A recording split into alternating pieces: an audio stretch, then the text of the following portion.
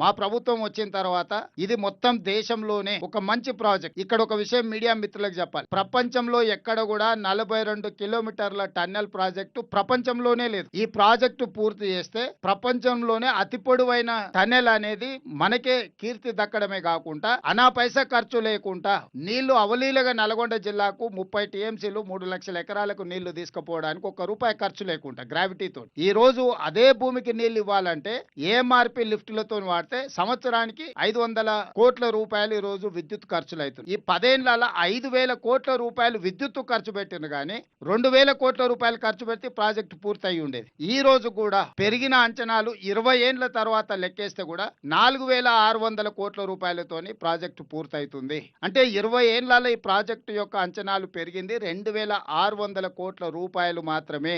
భారతదేశంలో ఇంత తక్కువ ఖర్చుతోని 30 టీఎంసీల నీళ్లు తీసుకెళ్లడానికి ఎక్కడా ప్రాజెక్టు లేదు. ఇది మామూలు సందర్భంలోనే 30 టీఎంసీ. ఈ 2 సంవత్సరాలు కాంగ్రెస్ ప్రభుత్వం వచ్చిన తర్వాత వస్తున్న వర్షాలకు వరదలకు మనం ఎంత కావాలంటే అంత తీసుకొని పోవచ్చు. వాళ్ళకి పోతిరెడ్డిపాడు ఎట్లనో దానికి ప్రత్యామ్నాయం అంతకంటే మంచి ప్రాజెక్ట్ ఈ రోజు ఎస్ఎల్బిసి టనెల్.